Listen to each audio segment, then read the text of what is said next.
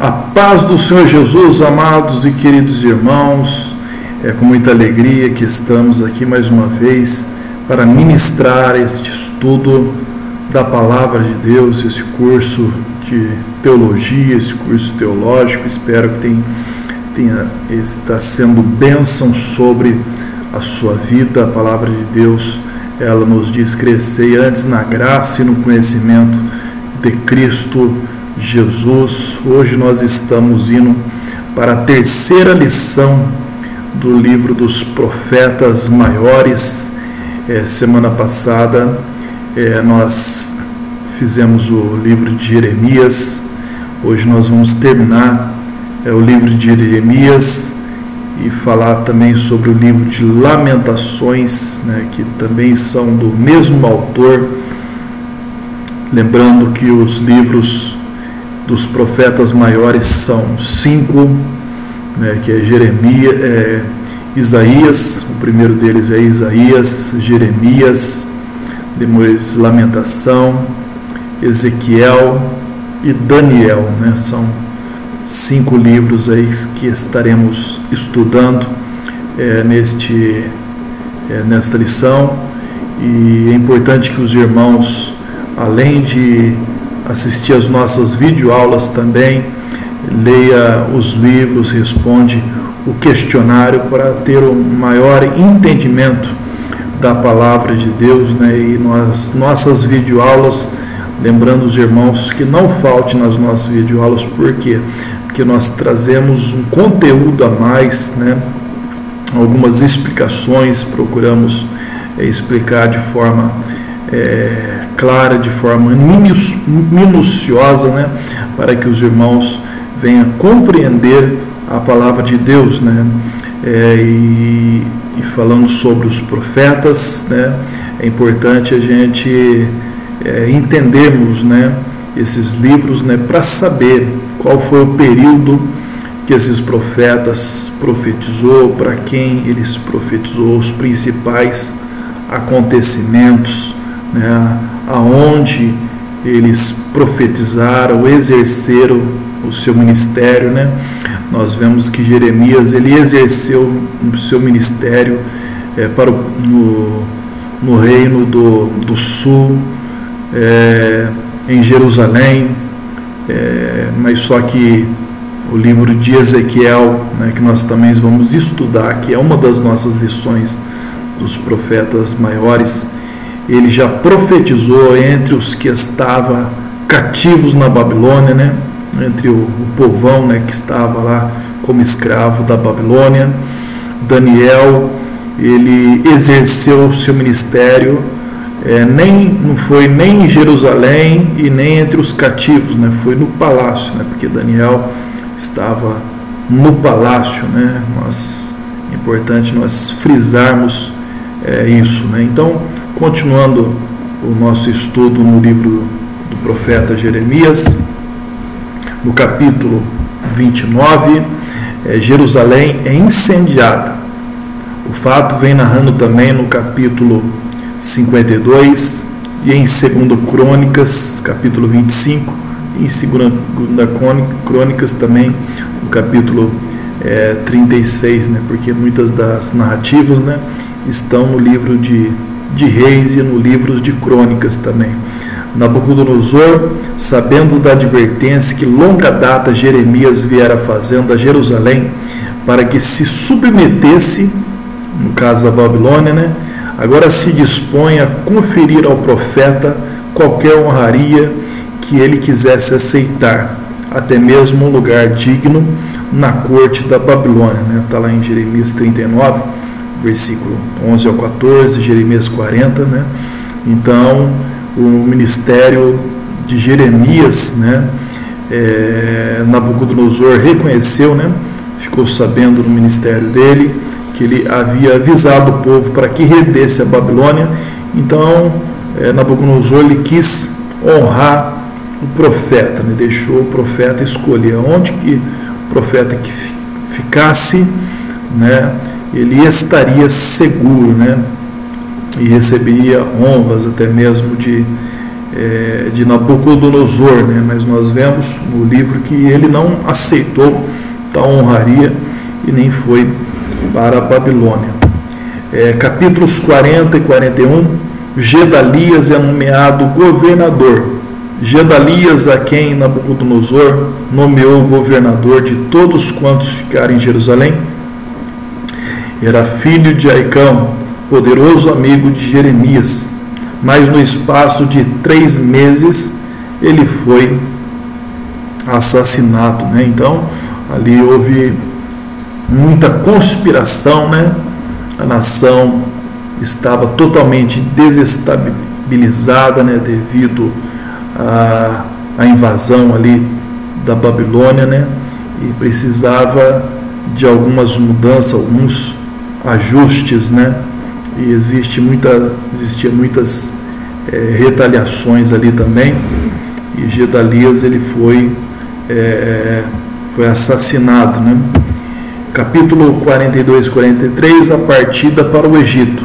O remanescente do povo, temeroso de um castigo de Nabucodonosor pelo assassino de Gedalias, eles fugiram para o Egito, embora explicitamente avisado por Deus que isso significaria uma extinção. Levaram Jeremias consigo, né? Quer dizer, Jeremias alertou o povo a não descer para o Egito, né? Mas mesmo assim o povo não quis ouvir e levou Jeremias consigo como uma espécie de garantia, né? Outro sim, sabe-se que dos anais de Nabucodonosor, de que de fato ele invadiu o Egito no seu 17º ano, isto é, em 568 a.C., 18 anos depois que Jeremias profetizou que isso aconteceria, né? E também é importante nós frisarmos também que no livro do profeta Jeremias, no capítulo 1, Deus ele mostra a Jeremias uma vara de amendoeira, né? Deus ele pergunta para Jeremias: o que você vê, Jeremias? Aí Jeremias diz: eu vejo uma vara de amendoeira, né? E o Senhor respondeu dizendo: viste bem, porque eu velo da minha palavra para que ela se cumpra, né? Então, o que significa essa vara de amendoeira, né? Tem 2 significados ali. O primeiro, a vara de amendoeira significava uma escolha de Deus, né? Escolha de Deus em que sentido, né? Uma escolha de Deus, de Jeremias sendo um profeta, né? Então Deus estava escolhendo Jeremias como profeta, né? Por que a vara de amendoeira representava escolha? Porque também no deserto Deus ele escolheu a vara de Arão, né? A vara de amendoeira, né? Cada tribo era para trazer uma vara diante de Moisés, né? Porque estava tendo uma confusão, uma briga sobre quem ministraria no santuário. Então cada tribo era para trazer uma vara, e a tribo de Levi era para trazer uma vara escrita o nome da família de Arão, né? E a vara que por si só, quando colocasse no tabernáculo, ela florescesse, essa vara, que era uma vara de amendoeira, aqui a vara que florescesse, essa seria escolhida por Deus, né? E no outro dia, né, sem ser plantada, sem nada, a vara de Arão, a vara de amendoeira com o nome de Arão, tinha florescido e já estava produzindo os frutos, né? Então Deus estava provando ali que Deus estava escolhendo Arão, né? Da mesma forma, a vara de amendoeira aqui no livro do profeta Jeremias, se os irmãos quiserem conferir, está lá em Jeremias capítulo 1, versículo 11 e 12. Ainda veio a minha palavra do Senhor dizendo: o que vês, Jeremias? E eu disse: vejo uma vara de amendoeira. E disse o Senhor: viste bem, porque eu velo da minha palavra para que se cumpra, né? Então A vara de amendoeira representa chamado, né? Inclusive lá em Hebreus 5, no versículo 4, está escrito que ninguém tome para si essa honra, a não ser aquele que é chamado como Araão. Então a vara de amendoeira representava chamado, né? E o segundo significado que a vara de amendoeira representava, que a vara de amendoeira era uma das primeiras árvores, né, que produzia os seus frutos, né? Então significava que a profecia, a palavra de Deus da boca de Jeremias haveria de cumprir de forma rápida, né? Não ia demorar, né? Pois o Senhor, ele vela pela sua palavra para que esta venha se cumprir.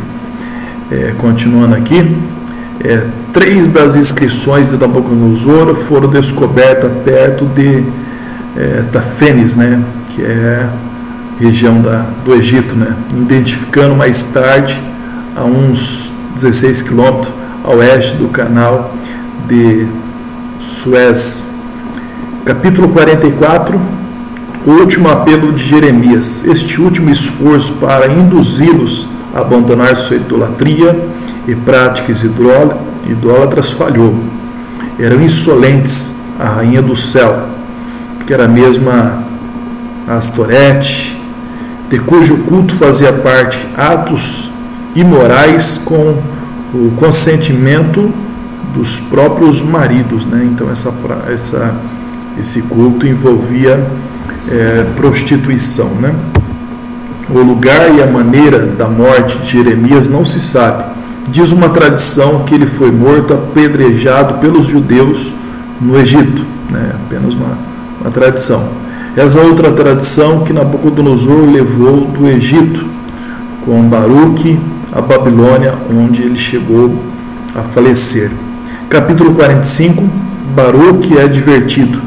Baruque, o amanuense de Jeremias, era irmão de Serarias, camareiro-mor do rei. Era um homem proeminente e de altas ambições, né? Inclusive é esse Baruque que é o escrivão de Jeremias, né? Jeremias ditava e Baruque escrevia as profecias, né? Eu era um amanuense de Jeremias.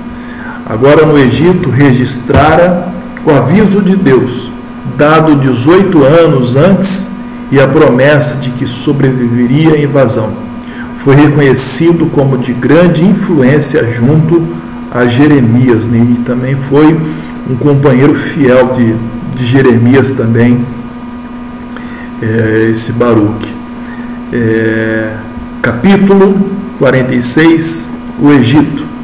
Descrição da derrota do exército egípcio em Carquemes em 605 a.C., no período médio da vida de Jeremias. Jeremias 46, versículo 1 ao 12, né? Jeremias, ele profetiza a derrota do Egito. O Egito, por um grande espaço de tempo, né, ele se tornou uma grande potência, né, a primeira potência, na verdade, mundial. Agora ele estava sendo até mesmo vencida pela Babilônia. É uma profecia posterior de que Nabucodonosor invadiria o Egito, que é um desenvolvimento também de Jeremias 43. Mais de 100 anos antes, Isaías também profetizara a invasão do Egito pelos assírios, né? Ezequiel também teve algo a dizer sobre o Egito, né? Capítulo 47, os filisteus, né? Os inimigos ferrenhos de Israel, né? Um dos piores inimigos de Israel foi os filisteus. Essa profecia de assolação da Filistia pela Babilônia foi cumprida quando Nabucodonosor capturou Judá. Outros profetas que se ocuparam dos filisteus foram Isaías, né, no capítulo 14, Amós no capítulo 1, Ezequiel também no capítulo 27, Sofonias no capítulo 2, Zacarias também no capítulo 9 fala sobre os filisteus. Capítulo 48, Moabe.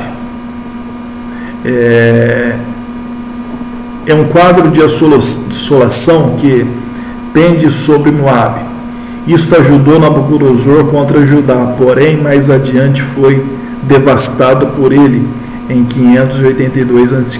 Durante séculos os pais de Moabe têm permanecido desolados e escassamente habitado, testemunhando as ruínas das suas muitas cidades, a densidade demográfica de outrora, sua restauração, Jeremias 47, e a de Amon, Jeremias 49, versículo 6, podem ter sido cumpridas na sua absorção pela raça árabe em geral, alguns dos cujos representantes estavam presentes no Pentecoste, quando as bênçãos do Evangelho foram primeiramente proclamadas ao mundo. Atos capítulo 2, versículo 11, onde está ali presente representantes de diversas nações, né? Outro pode significar que esse país ainda será próspero. Outras profecias sobre Moabe são Isaías, Ezequiel, Amós e Sofonias. Capítulo 49, Amon, Edom, Síria, Hazor e Elão. Predição de que Nabucodonosor conquistaria essas nações, o que aconteceu em 599 a.C., sobre Amon. Ezequiel, capítulo 25, ele nos fala sobre esse respeito.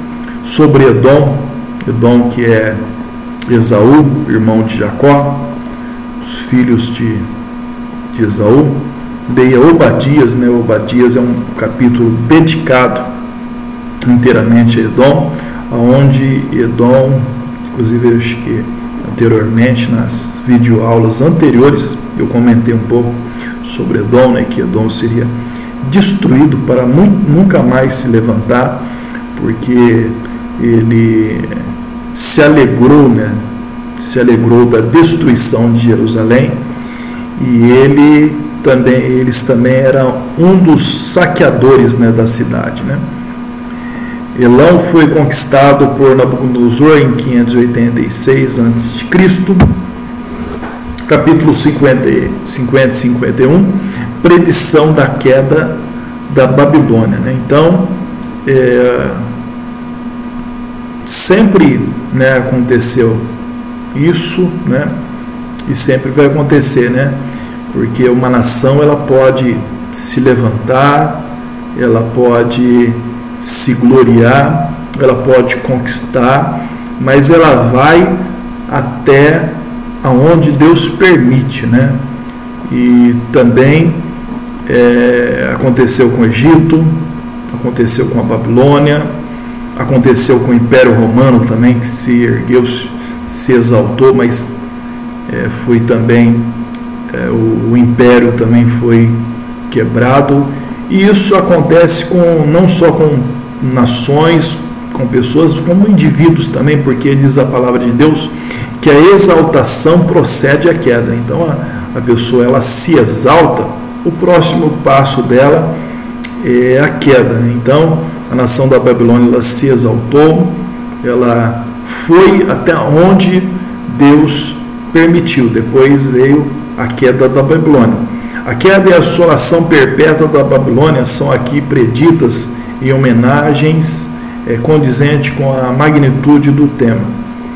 Como Isaías fizera antes, os medos liderados por grande companhia das nações são nomeados como sendo os conquistadores da Babilônia, né, que são os medos e os persas, né, que inclusive Babilônia foi conquistada na mesma noite que Daniel ele interpreta a escritura na parede, né, onde um rei lá, né, o rei Nabonino, ele vê uma mão escrevendo na parede, ele só vê a mão escrevendo na parede, ele fica perturbado e não consegue interpretar, e Daniel dá a interpretação, né, que Babilônia seria, chegaria ao fim, né, a queda de Babilônia. Nessa mesma noite, Babilônia ela foi invadida pelos medos e persas, né.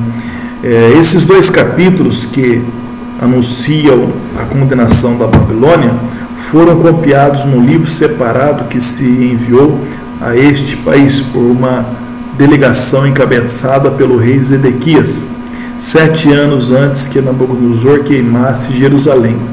Daniel estivera em Babilônia uns 15 anos e já havia predito a Nabucodonosor a queda do seu reino, né? Está lá em Daniel capítulo 2, que fala sobre a estátua de ouro que Nabucodonosor vê.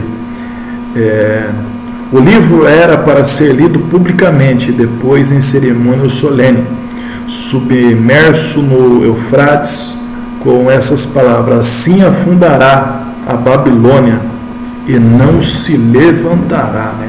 E não se levantou, né, até hoje. Inclusive a Babilônia fica localizada ali onde que é o conhecido Iraque. Saddam Hussein, ele quis reconstruir, ele tinha um projeto de reconstrução da Babilônia e também dos jardins suspensos que a Bíblia fala, né, da Babilônia, né? Mas no entanto, aonde está, né, Saddam Hussein, né? Então, quando Deus ele fala, ele cumpre a sua palavra. No capítulo 52 é uma repetição das narrativas da derrota de Judá.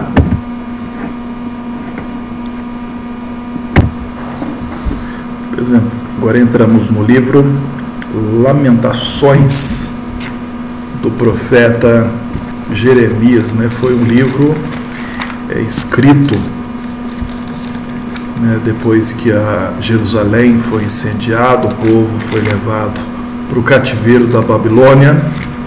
E o livro de Lamentações é uma espécie de um livro de consolação para que o povo viesse a ler ali no cativeiro da Babilônia, né? E tem uma promessa de restauração, né? O livro do profeta Jeremias, o livro de Lamentações, tem alguns textos bastante conhecidos, e o mais conhecido entre eles fica em Lamentações capítulo 13, no versículo 22, que diz que as misericórdias do Senhor são a causa de não sermos consumidos, novas são a cada manhã, né? Então, Lamentações de Jeremias, no capítulo 3, né, no versículo 22 e 23, né? Então as misericórdias do Senhor, ela se renova a cada manhã. Tem pessoas que dizem que a palavra de Deus se renova, mas é as misericórdias do Senhor que se renova, né? A palavra de Deus, ela é sempre nova, ela é sempre atual, né? Por isso que se chama Evangelho, que significa boas novas de salvação, né? Em meio a tanta notícia ruim, né?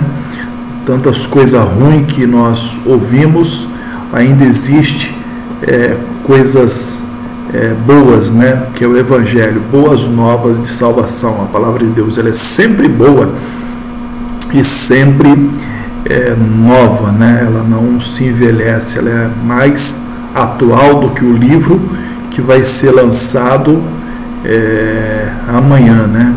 Então, continuando aqui, o autor é o próprio Jeremias, data aproximadamente 586, 585 a.C. O tema principal do livro de Lamentações é tristeza presente, né? Por quê? Porque eles estavam vivendo, né, a destruição de Jerusalém, Jerusalém sendo assolada, seus moradores sendo mortos, outros levados para o cativeiro, o povo sofrendo, inclusive no livro de Lamentações de Jeremias também, o profeta, ele diz no capítulo 3, no versículo 1, eu sou o homem que vi a aflição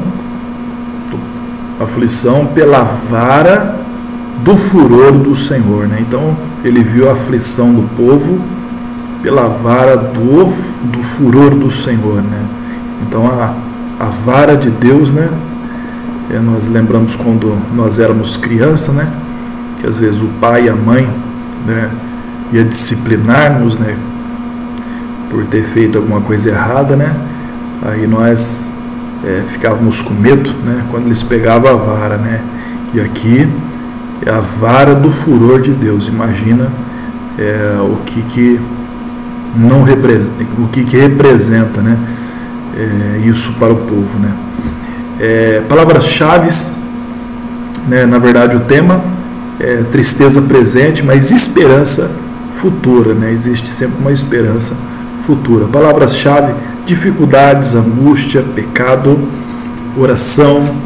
Versículo-chave está lá em Lamentações, capítulo 1, versículo 1, que está escrito: como se acha solitária aquela cidade que dantes tão pouposa tornou-se como a viúva, a que foi grande entre as nações e princesa entre as províncias, tornou-se tributária, né? Então, aquela cidade que outrora era pomposa, outrora era a esposa de Jeová, agora se tornou viúva, né?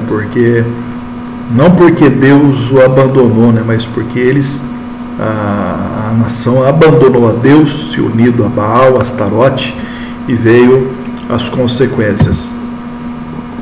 Jugo de ferro de que falara Jeremias, capítulo 28, versículo 14, estava agora sobre Judá, né? Sobre o povo judeu, né? O jugo de ferro, né? Porque o jugo de madeira, o falso profeta tinha quebrado.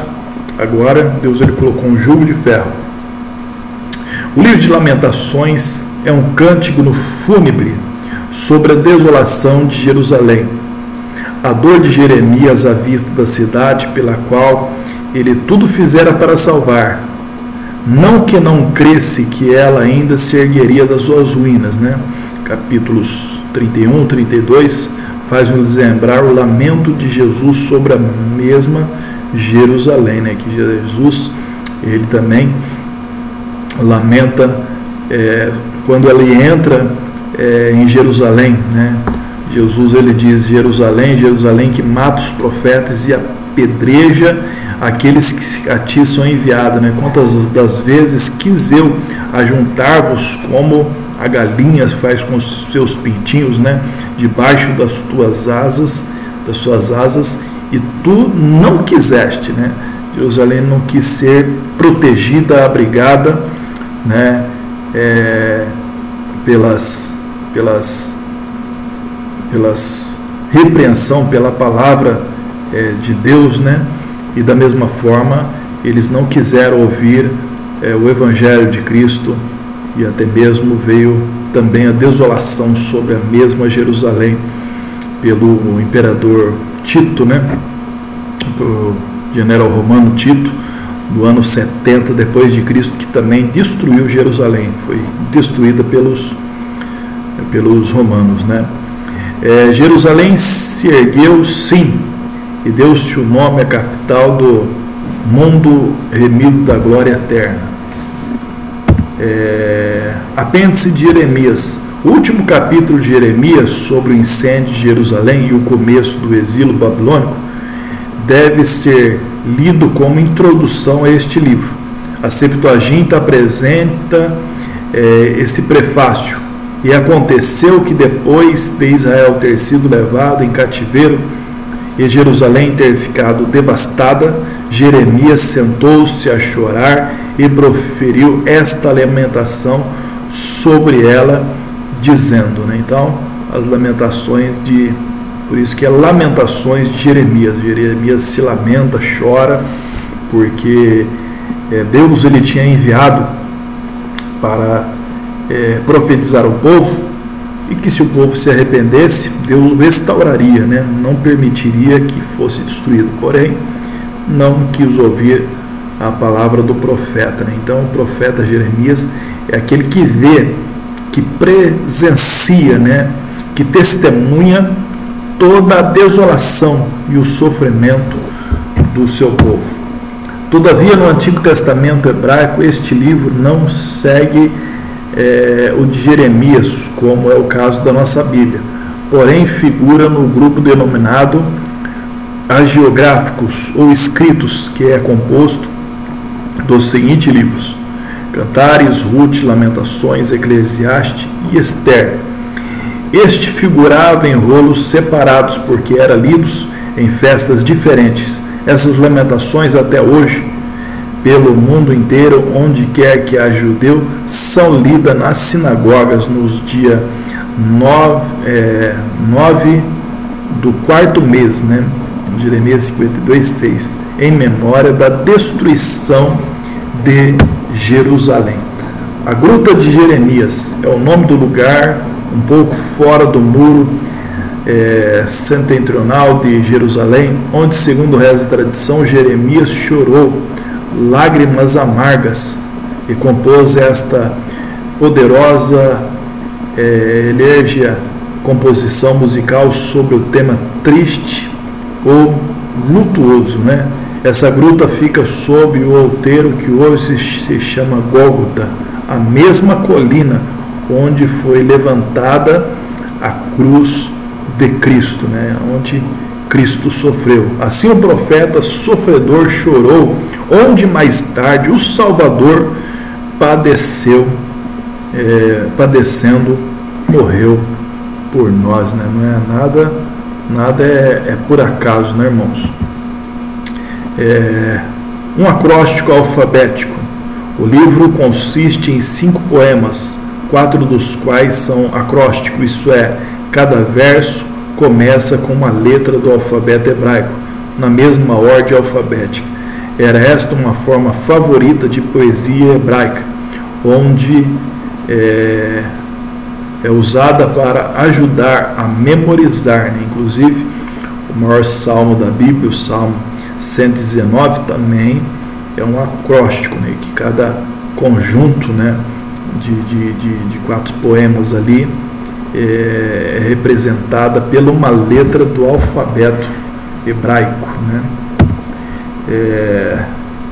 Os nomes das letras do alfabeto hebraico são Aleph, Bet, Gimel, Dalet, He, Van, Zahin, Het, Tet, Yod, Kaf, Lamet, Mem, Nun, Samek, Ahim, P, Tizandi, Kyop, Het, Sim e Tev. Em cada um dos capítulos 1 e 2 e 4 há 22 versos, um para cada letra, né? Então o alfabeto hebraico é composto por 22 letras. No capítulo 3 há 3 versos cada letra, perfazendo 66 ao todo. No capítulo 5 tem 22 versos, porém não em ordem alfabética. O livro retratava a situação do momento, né? Ele presenciou, né, como eu disse, tudo aquilo, o incêndio, a destruição de Jerusalém. O livro deve ter sido composto nos 3 meses entre o incêndio de Jerusalém e a partida do remanescente para o Egito. Tempo em que a sede do governo estava em Mispa, cerca de 9 quilômetros a noroeste de Jerusalém. Provavelmente foi feita uma porção de cópia, algumas levadas para o Egito, outras enviadas à Babilônia, para que os cativos as decorassem e cantassem, né? Vamos ver algumas características especiais do livro de Lamentações.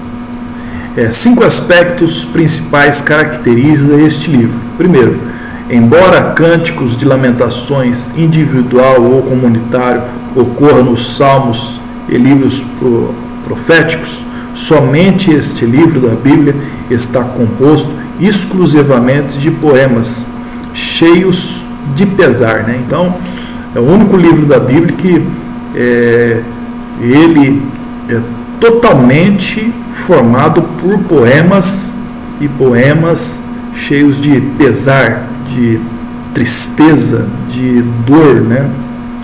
De sofrimento. A sua estrutura literária é inteiramente poética, sendo que 4 dos 5 lamentações são acróstico, em consonância com a estrutura poética do livro. O 5º poema tem também 22 versículos, né? Terceiro, enquanto segundo Reis 25 e Jeremias 52 descreve o evento histórico da destruição de Jerusalém, somente este livro retrata vividamente as emoções, os sentimentos daqueles que realmente experimentaram a catástrofe, né? Então nós vemos que é um livro cheio de emoções, cheios de sentimentos, de pesares, né? Um livro que retrata essa dor que o povo estava sofrendo devido à destruição pelos babilônios. No centro do livro há uma das mais energéticas declarações em toda a Bíblia, quando a fidelidade e a salvação de Deus. Lamentações, capítulo 3, do 21 ao 26. Embora Lamentações comecem com lamento, termina de modo apropriado com uma nota de arrependimento e de esperança e restauração. Inclusive, Lamentações, capítulo 5, no versículo 20, né? Diz a palavra de Deus: por que te esqueceria de nós para sempre? Por que nos desampararia por tanto tempo? Converta-nos, Senhor, a Ti, e nós nos converteremos. Renova os nossos dias como dantes. Por que nos rejeitaria totalmente?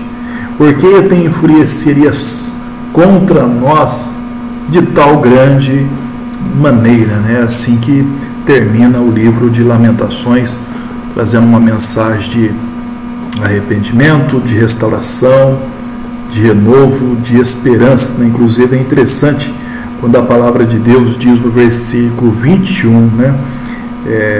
Converte-nos, Senhor, a Ti, né? Então não é a pessoa, não é o homem que se converte ao Senhor, é o Senhor que converte o homem a Ele, né? Então, se o Senhor não trabalhar na vida, no coração do ser humano, jamais ele vai se converterá. Então, a conversão é uma obra do Espírito Santo na vida de uma pessoa, né? Então, por isso devemos orar para que o Senhor venha salvar, venha converter, venha libertar vidas, né? Diz a palavra de Deus que é o Espírito Santo que convence o homem do pecado, do juízo e da justiça, né? Então, a conversão é a obra de Deus, é a obra do Espírito Santo, né? Não obra do homem, né? Não há citações deste livro no Novo Testamento, somente umas poucas possíveis alusões, conforme ferimos do seguinte texto, né? Tem alguns textos que dá a ideia de que foram extraídas do livro de Lamentações. Lamento pela aflição de Jerusalém. Capítulo 1. O lamento do autor. Jerusalém já fora rainha, agora é escrava. Estrangeiros haviam-lhe roubado a riqueza, profanado o templo e levado o seu povo para o exílio. Abandonada por seus aliados e não mais visitada por peregrinos religiosos, era como uma viúva inconsolável, chorando amargamente sua perca. Por causa do seu pecado, Jerusalém fora humilhada como uma mulher desonrada publicamente por algum pecado sexual. Devido à sua melancolia permanente, muitos anos depois, uma moeda romana que comemorava a destruição dessa mesma cidade por Tito, no ano 70 depois de Cristo, representava como uma mulher assentada debaixo de uma palmeira, e traz a inscrição, né? Judaicata, né? O lamento da cidade personificado, né? Jerusalém personifica como uma mulher lamenta que o Senhor tivesse derramado a sua ira sobre ela. A cidade reconhecia que seus pecados lhe havia causado a queda e que o Senhor havia provocado sua derrota militar. Ela lamenta que não tivesse quem a consolasse, pois seus aliados haviam se voltado contra ela e contra o seu povo, e seguido para o exílio. Despertada, ela confessa seu pecado e pedia ao Senhor que atentasse para sua angústia. Vítima de humilhação e de abuso dos inimigos, rogava a Deus que se vingasse deles, né? E é isso que o livro de Lamentações ele ilustra, né, com essa lamentação, né? Com essa aflição e angústia que a nação ela vivia, né? Como se fosse uma mulher desolada que não tinha quem a socorresse e ajudasse. Lamento pelo julgamento irado do Senhor, capítulo 2, versículo 22. A ira do Senhor em ação. O Senhor atacou Jerusalém como se fosse seu inimigo. Em vez de proteger a cidade com a sua destra poderosa, ele voltou o seu poder contra ela e sobre ela derramou o seu julgamento, irado como se fosse fogo. Embora antes residisse na cidade, ela abandonara o seu templo e permitira que os estrangeiros o profanassem. Os muros da cidade foram destruídos e os líderes escravizados, deixando o restante da população representada aqui por velhos e virgens, em profundo luto por causa da sua queda. O lamento do autor e seu chamado à oração, né? Capítulo 2, versículo 11 ao 19. O autor lamenta a tristeza, ou melhor, a triste condição das criancinhas que morriam de fome nos braços das suas mães. Dirigindo-se à cidade personificada, ele lamenta o grande sofrimento da cidade e traz-lhe a lembrança que as palavras dos seus falsos profetas provaram-se inúteis por seu decreto soberano. O Senhor havia permitido que os inimigos de Jerusalém a humilhassem, concluindo ele instante que o povo clame pela misericórdia de Deus, né? Diante dessa aflição só existia uma coisa: clamar por misericórdia, né? Inclusive a palavra misericórdia é uma junção de duas palavras, né? Miser, né, que significa miséria, concórdia, que significa coração, né? Colocar o coração na miséria alheira, né? Que Deus colocasse o seu coração na miséria que eles estavam vivendo, né? A Senhora Jerusalém lamenta a própria destruição, né? Versículos 20 e 22. Respondendo à exortação do autor, a Jerusalém personificada roga ao Senhor que atente para o seu destino. As mulheres foram forçadas a comer os seus próprios filhos para sobreviver. Os líderes religiosos tinham sido mortos no templo do Senhor e as ruas estavam repletas de cadáveres dos habitantes da cidade. O Senhor havia convidado os inimigos dela para atacá-la e ninguém escapara, né? Essa que era a situação vivida do povo de Deus, do povo da aliança, do povo da promessa, né? Mas tudo isso tinha acontecido por causa de eles terem abandonado o Senhor, né? Deles terem virado as costas, né? E entrar no caminho da idolatria, da injustiça, né? Então esse livro, né, nos faz refletirmos, né, de jamais abandonarmos a Cristo, abandonarmos o Evangelho, virarmos as costas ao Senhor, porque vale a pena perseverar, vale a pena permanecer fiel, vale a pena servir ao Senhor, né? Vale a pena sofrermos pelo Evangelho, né? A confiança em meio a desgraças, né? Lamentações do capítulo 3, do 1 ao 66. O choro pelo sofrimento, falando como representante do povo sofredor, o autor lamentava o tratamento hostil dispensado por Deus à nação.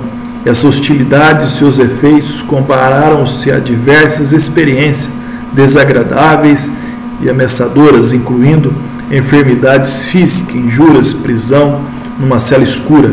O autor comparou a aflição de Judá com uma virgem por um caminho tortuoso, repleto de obstáculos, com a mordida de predadores ferozes, com o coração transpassado por uma flecha, com o fato de ser forçado a engolir comida amarga e ter o rosto esfregado contra o chão. A confiança na fidelidade divina, apesar do sofrimento, de sofrer o desfavor divino, o autor mantinha a esperança, o amor, a compaixão e a fidelidade de Deus. Havia poupado a nação da ruína total. O Senhor, por fim, livraria aqueles que confiassem, né?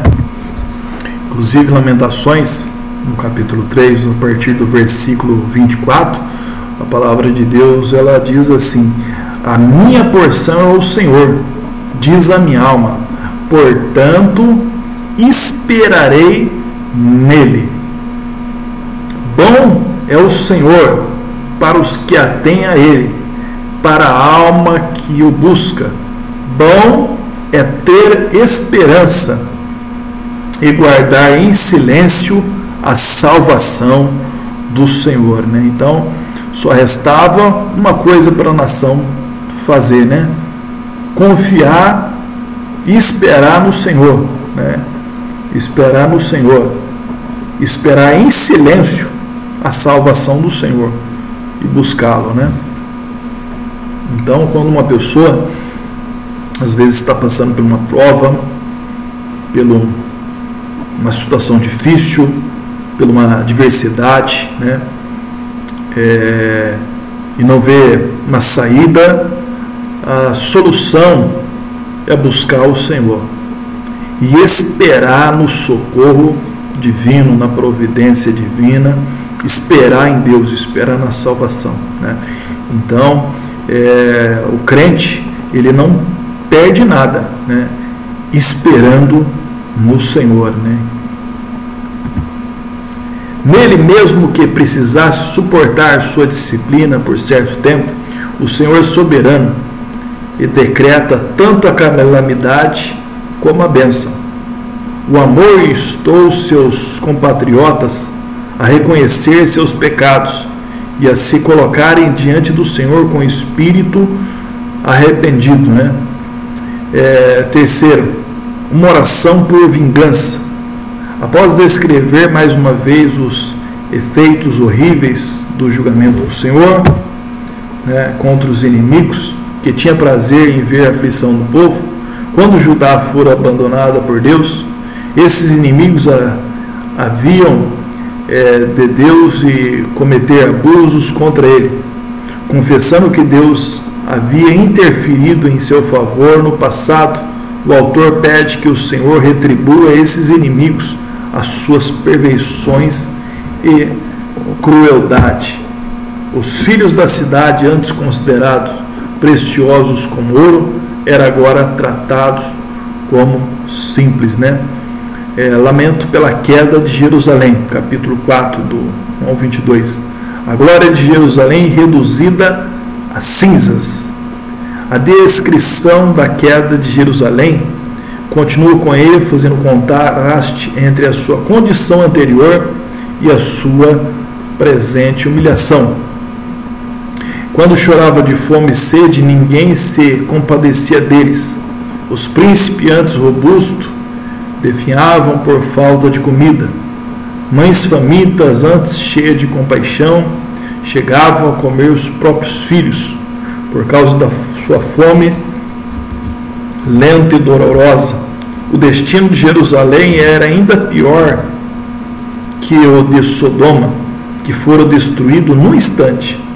Muitos pensavam que a cidade jamais cairia, mas o Senhor permitira que seus inimigos a invadissem por causa dos seus pecados, dos seus líderes religiosos, injustos e corruptos.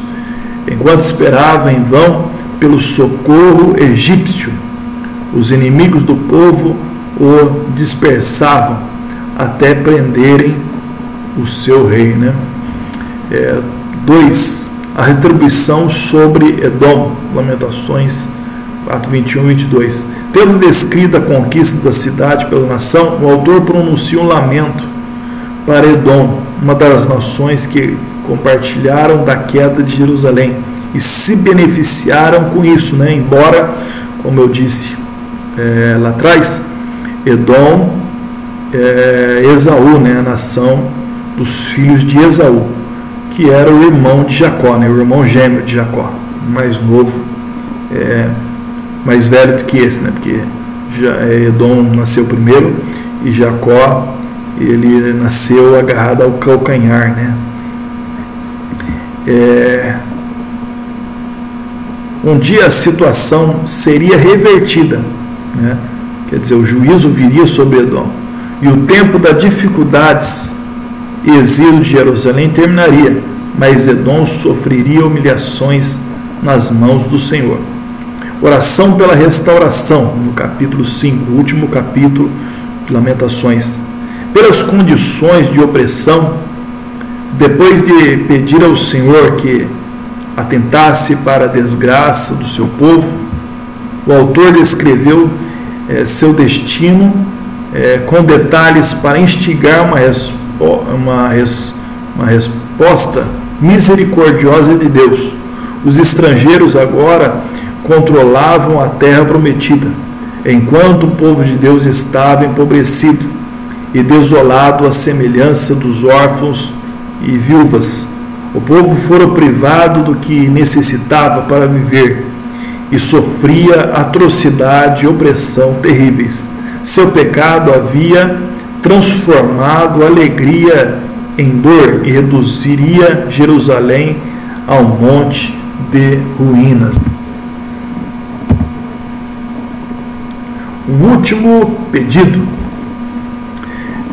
Numa última demonstração de energia, o autor louva a Deus como Rei Eterno.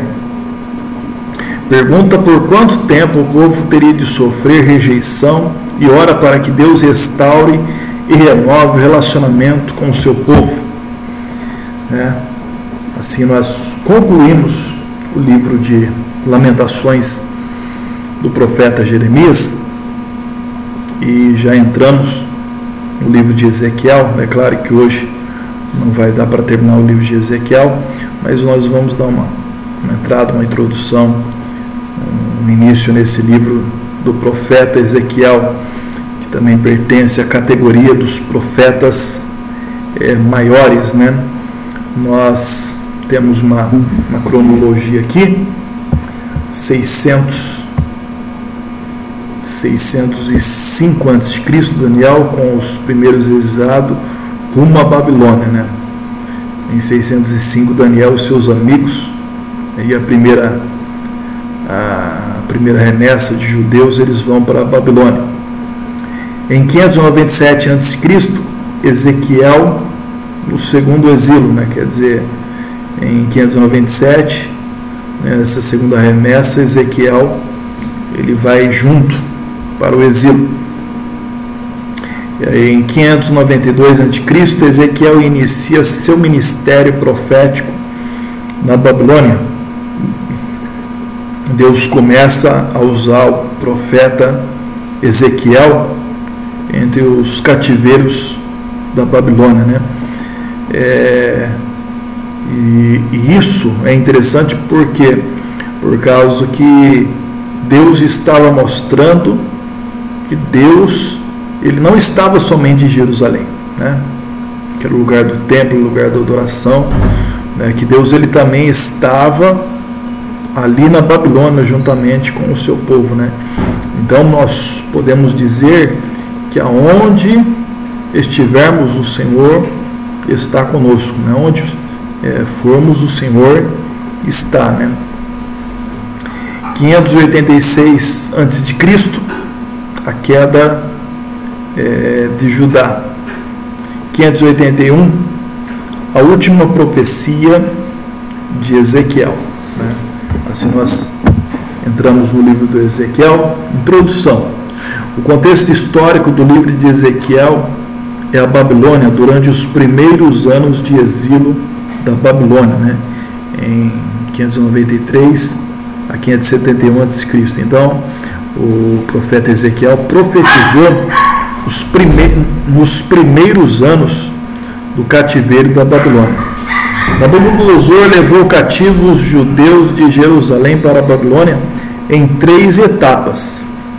A primeira etapa foi em 605 a.C., onde jovens judeus escolhidos foram deportados para a Babilônia, né? Inclusive entre eles estava Daniel e os seus 3 amigos, né? E nós vemos que Daniel e os seus amigos ele pertencia à classe nobre do povo, né? E por isso que ele foi para o palácio da Babilônia, né? A segunda etapa foi em 597 a.C., onde 10.000 cativos foram levados à Babilônia, estando Ezequiel entre eles, né? O profeta Ezequiel, ele vai para a Babilônia nessa segunda etapa. Agora, na terceira etapa, em 586 a.C., as forças de Nabucodonosor destruíram totalmente a cidade e o templo, e a maioria dos sobreviventes foram deportados para a Babilônia. O ministério profético de Ezequiel ocorreu durante a hora mais tenebrosa da história do Antigo Testamento, né? Então, a hora mais difícil, né? Os 7 anos que precedem a destruição, 586, né? E aos 15 anos seguintes, né? Em 586 a 571 a.C. O livro provavelmente completou-se cerca de 570 a.C. Ezequiel, cujo nome significa Deus fortalece, era da família sacerdotal. Está lá em Ezequiel capítulo 1, versículo 3. Ele passou os seus primeiros 25 anos de vida em Jerusalém. Naturalmente se preparava para o ofício sacerdotal no templo, quando foi levado cativo para a Babilônia, né? Então, Ezequiel, sendo da família sacerdotal, provavelmente ele já estava se preparando para o ofício de sacerdote, né? Inclusive o próprio livro de Ezequiel, as suas profecias, fala bastante sobre o templo, né? Então, ele sendo da família sacerdotal, sendo sacerdote, tem muitas coisas relacionadas ao culto, né? A adoração, inclusive no livro de Ezequiel, que fala sobre um templo, né? E tem a planta desse templo, né? E a planta desse templo, na verdade, esse templo nunca existiu, né? Se acredita que esse templo vai ser erguido, né, antes do período do anticristo, ou mesmo, quem sabe, no reinado milenar de Cristo. Mas só que esse templo que Ezequiel ele fala, está lá em Ezequiel, entre os capítulos 40 e 46, tem a planta ali daquele templo, né?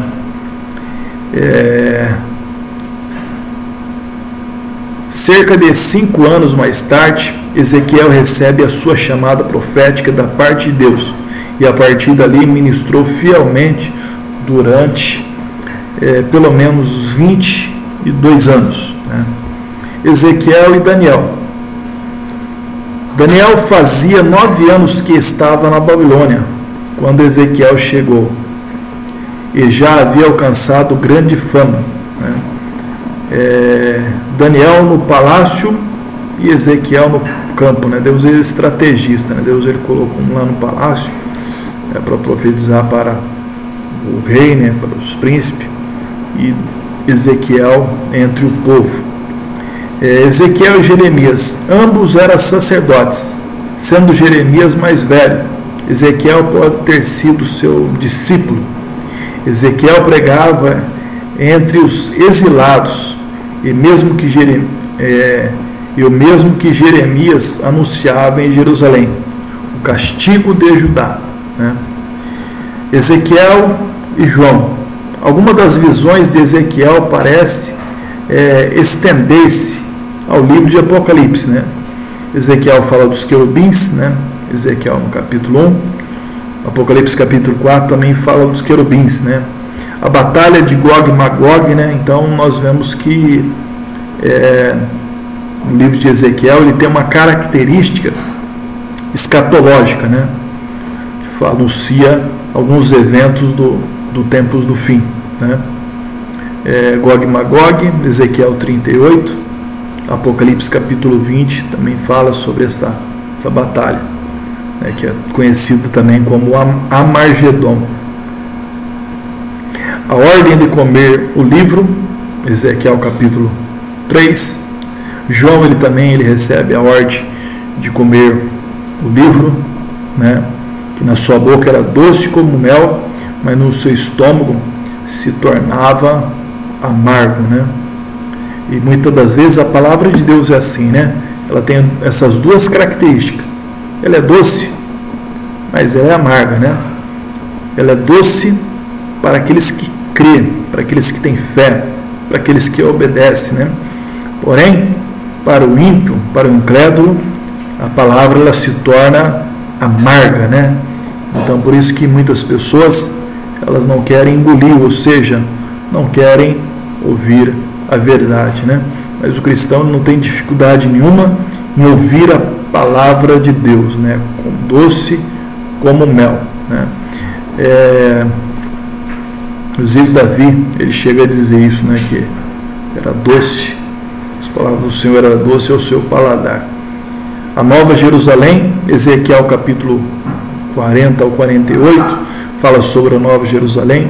Apocalipse capítulo 21 também fala sobre a Nova Jerusalém.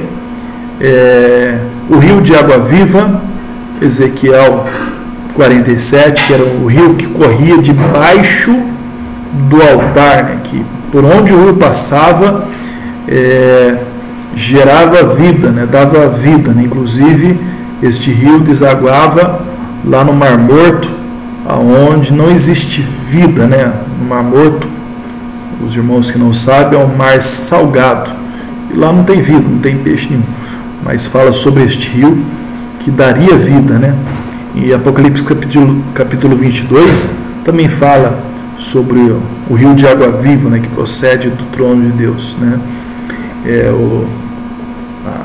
A palavra é bastante falada no livro de Ezequiel: e saberão que eu sou o Senhor, né? É uma nova predominante no livro, aparece 62 vezes. em 24, em 27 dos 48 capítulos. A missão de Ezequiel parece ter sido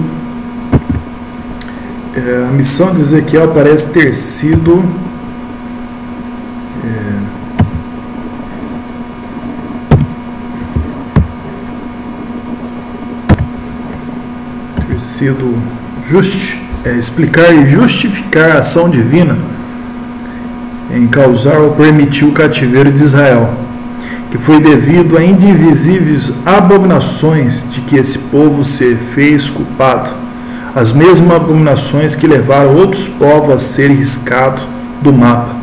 Quanto, porém, Israel foi uma punição, por esse castigo chegaria a saber que o Senhor é Deus. O que aconteceu de fato, o cativeiro babilônico curou-os da idolatria. Até aquele tempo queria ser idólatras, né? Custasse o que custasse. Daquela época até hoje, os judeus podem ter sido culpados de outros pecados, menos pecado de idolatria, né? Que os judeus não são idólatras, né? A cronologia do livro de Ezequiel. O pivô central do livro é a destruição de Jerusalém, ocorrido em 587 a.C. Suas profecias começaram 6 anos antes disso e continuaram por 16 anos depois, abrangendo um período de 22 anos, até a queda de Jerusalém.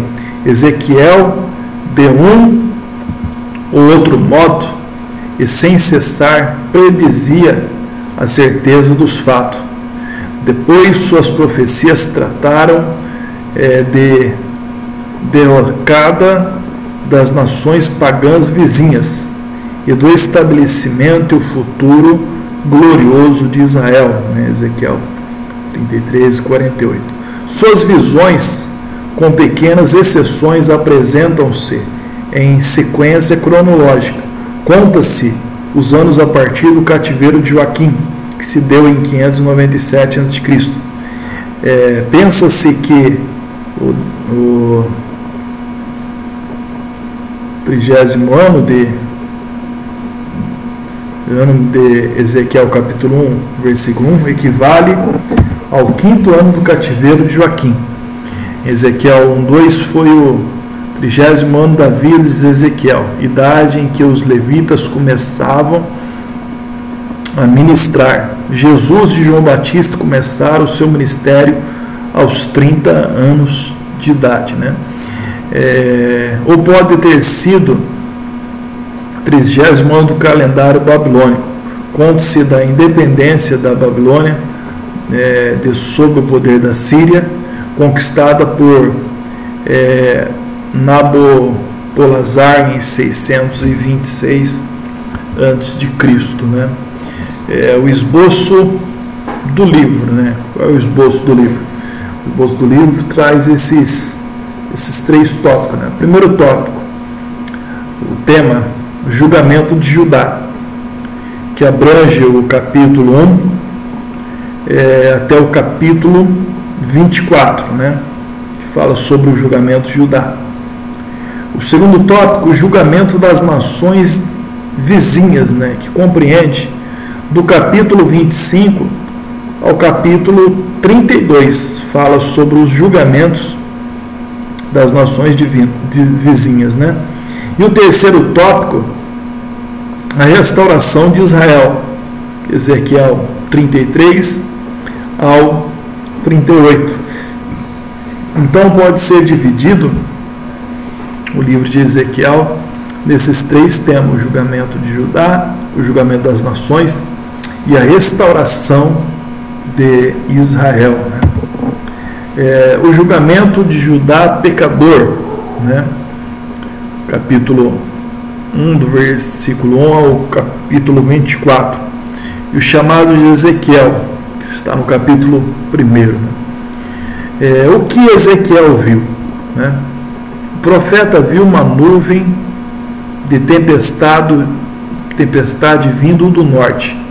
Em meio à tempestade apareceu 4 criaturas voando de um lado para o outro, dentro daquela luz resplandecente. Cada uma combinava características humanas, animais, pois cada uma tinha 4 rostos, de homem, de boi, de leão e de águia, né? Está lá no capítulo 1, onde Ezequiel ele vê a visão desses querubins, né? Que tinha 4 rostos, né?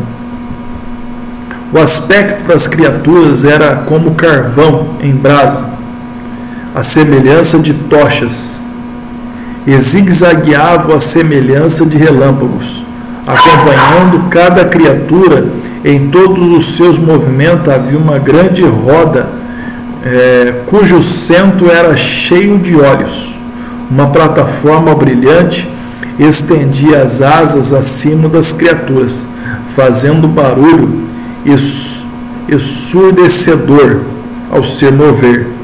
Acima da plataforma havia um trono feito de pedras preciosas e uma figura humana, né? Uma figura humana, flamejante como fogo e cercada de esplendor radiante. Sentava-se no trono, percebendo que viu uma representação da glória de Deus. Ezequiel caiu com o rosto em terra, né? Os irmãos pode estar lendo o capítulo 1 de Ezequiel, onde ele teve a sua chamada para o profeta, né? Melhor, no capítulo 2 ele tem a chamada, mas a chamada já acontece ali, naquela visão que Ezequiel ele tem da glória de Deus, né? Vindo do norte ali, onde ele vê uma grande nuvem, espessa nuvem, relâmpagos, ele vê querubins, né? E ele vê um trono, né? Cheio de esplendor, e vê uma figura humana ali, né? Na verdade ele vê a glória de Deus ali, né? Agora a explicação da visão, né? Como é que nós podemos entender, né, essa visão? Qual é a explicação dela? Porque se nós formos desenhar, se os irmãos quiserem experimentar desenhar aquilo que Ezequiel viu, né, vai ser umas coisas escabrosas, né? Porque Ezequiel viu várias rodas, né? Um carro cheio de rodas, e vê um querubim, né? Tinha um ser que tinha 4 rostos, né? Rosto de homem, rosto de boi, rosto de leão e rosto de águia. Nem imagino que não ia sair este desenho, né? Agora a explicação da visão. Inicialmente a visão parece algo confuso e misterioso, mas a sua importante mensagem será esclarecida à medida em que a estudamos em profundidade. Para entender a visão, era necessário compreender o significado das palavras semelhança ou parecido com, né? Ou muitas das vezes nós vemos no livro de Apocalipse, não, melhor dizendo, no livro de Atos dos Apóstolos, capítulo 2, né? Quando os discípulos, eles recebem o Espírito Santo, eles verem línguas repartidas como que de fogo, né? Então era uma coisa semelhança ou parecido com, como que, né? Quer dizer, esse é um tipo de linguagem onde não se sabe realmente aquilo que está vendo e se ilustra alguma coisa semelhante para fazer uma comparação, né? Para poder entender aquilo que está vendo, né? Que são usadas 15 vezes neste capítulo. A visão, na verdade, é uma representação simbólica do mundo espiritual invisível, de maneira que o significado não se restringe aos objetos visíveis, mas no significado espiritual que eles representam. Por exemplo, a nuvem tempestuosa representa a vinda do julgamento divino sobre Jerusalém, né? Então aquela nuvem, aquela grande tempestade, né? O significado era o julgamento divino sobre Jerusalém.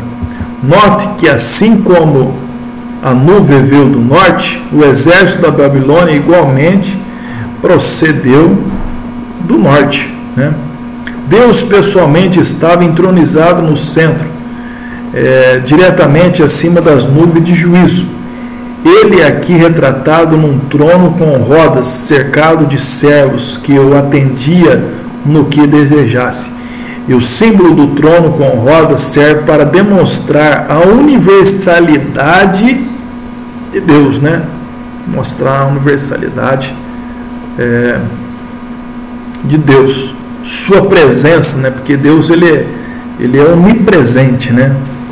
Sua presença e seu poder não estão limitados ao templo em Jerusalém. Ezequiel usou a visão do trono divino para assegurar aos judeus cativos que Deus permaneceria com eles até mesmo no cativeiro e que estava no controle soberano de todos os eventos que acontecessem em suas vidas, né? Ezequiel usou a visão do trono divino para assegurar aos judeus cativos que Deus permaneceria com eles, né?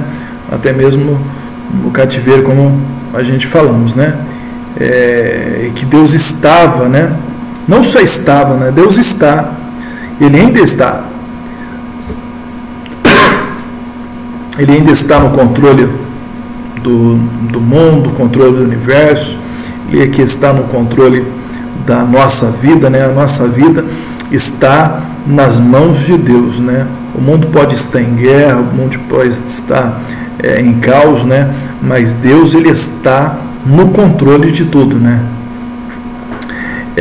O vasto espaço azul entre Deus e as suas criaturas representa a santidade de Deus.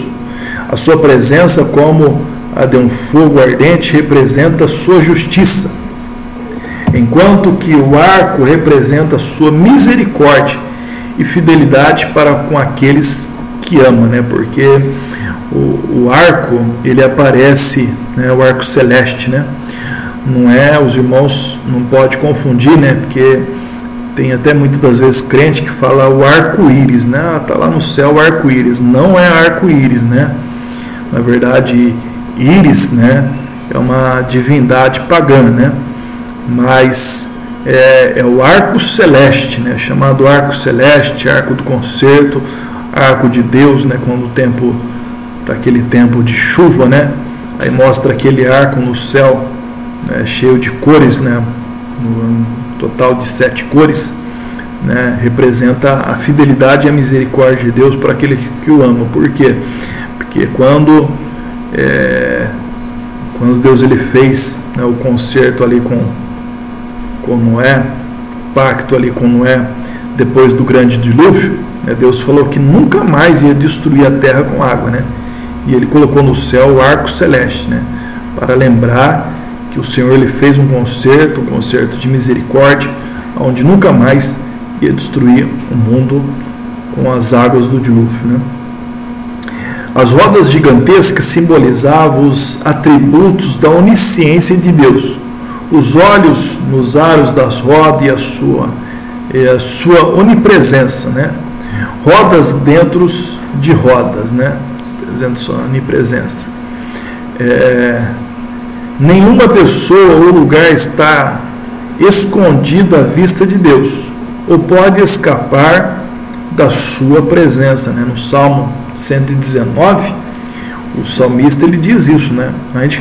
Ainda que fazer meu ninho entre as estrelas, ali o Senhor está.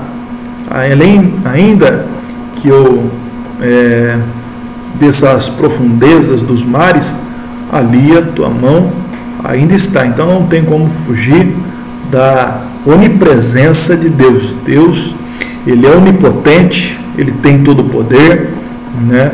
Ele é onipresente, ele está presente em todos os lugares, né? E ele não é onipotente, onipresente, e ele também é onisciente, né? Ele é sabedor, conhecedor de todas as coisas, né?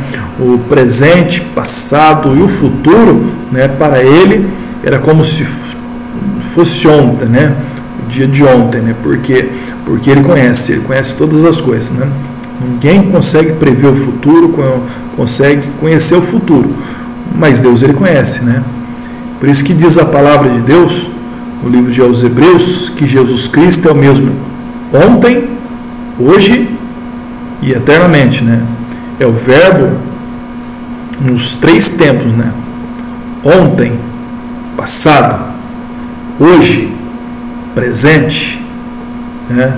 Eternamente, futuro, né? Então, presente, passado e futuro. Inclusive, Jesus, ele é o mesmo ontem, hoje e eternamente, né? Porque existe pessoas, né, que muitas das vezes não é feliz, existe pessoas que não conseguem se perdoar, existe pessoas que têm problemas, né, pessoais ou problema na sua área conjugal por causa de coisas que aconteceram no passado, né? Cicatrizes do passado, feridas do passado, marcas do passado, e ela não consegue ir lá atrás para resolver esse problema, né? Ninguém consegue voltar ao passado, né? Mas só que para nossa alegria, né, Jesus Cristo ele pode curar cicatrizes do passado, problema de relacionamentos do passado, né? Porque ele é o mesmo ontem, hoje e eternamente. Só ele pode ir lá no passado, né, fazer o milagre, fazer a cura, fazer a restauração, fazer o conserto, a mudança, a transformação, para que a pessoa ela venha a ser feliz e completa, né? Então os 4 seres junto ao trono possuem uma aparência radiante, que se refletem a glória daquele a quem eles servem, né? Reflete a glória daqueles que os servem, né? Eles são identificados com os querubins que ornamentavam o tabernáculo, dos quais é feito referência ao livro do Apocalipse, né? Ezequiel, os irmãos podem comparar Ezequiel 10, do 15 ao 20, Apocalipse 4, 6 aos 8.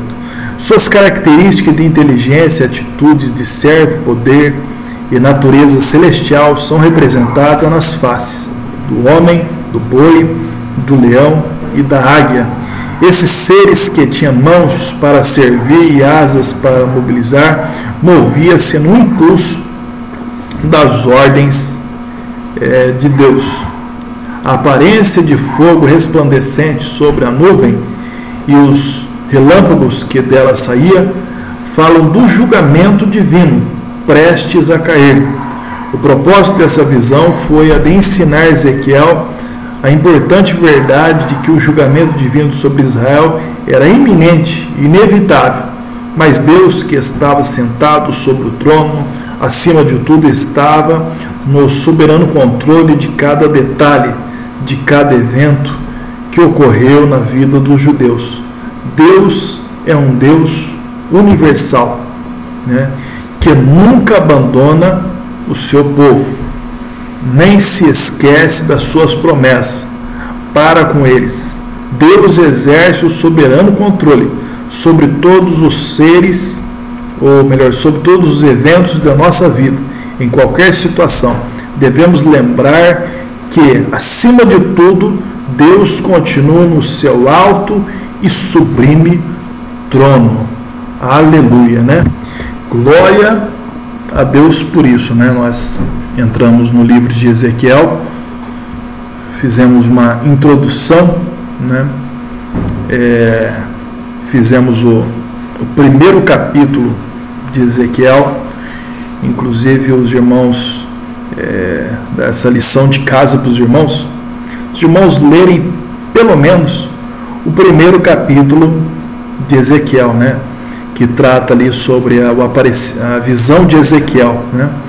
Uma visão bastante conhecida, né? Eu acredito que alguns irmãos já chegou a ler o Ezequiel capítulo 1, ver essas visões dos querubins, da glória divina, mas pode ser que algum irmão ainda não leu. Os irmãos dão uma lida, né? Dão uma meditada sobre este primeiro capítulo, né? Até porque os irmãos, nós trouxemos uma interpretação sobre este capítulo, né? E aí é bom que os irmãos meditem na palavra de Deus para os irmãos terem um melhor aprofundamento, um melhor entendimento sobre este assunto, né? Semana que vem nós estaremos continuando o livro de Ezequiel a partir do capítulo 2, onde que o Senhor chama Ezequiel, né? Faz o chamado a Ezequiel, e eu tenho certeza que a bênção, a vitória é grande na vida de todos os nossos irmãos. Assim, nós já queremos encerrar a nossa lição de hoje, né? Dos livros profetas maiores, né? Que Deus venha abençoar grandemente a vida dos irmãos. Não esqueça de estar lendo os livros, respondendo o questionário, né? Acompanhando as nossas videoaulas para o melhor aproveitamento, né? Deste estudo da palavra de Deus, que é um privilégio gratificante, né? Essa oportunidade que Deus ele tem nos dado para estudar a sua palavra, né? Assim, nós ficamos com esta lição e recitamos a nossa divisa no 3. 1, 2, 3. Dá instrução ao sábio e ele se fará mais sábio. Ensine o justo e ele crescerá em entendimento. Provérbios 9:9. Que Deus abençoe a vida de todos, no nome de Jesus.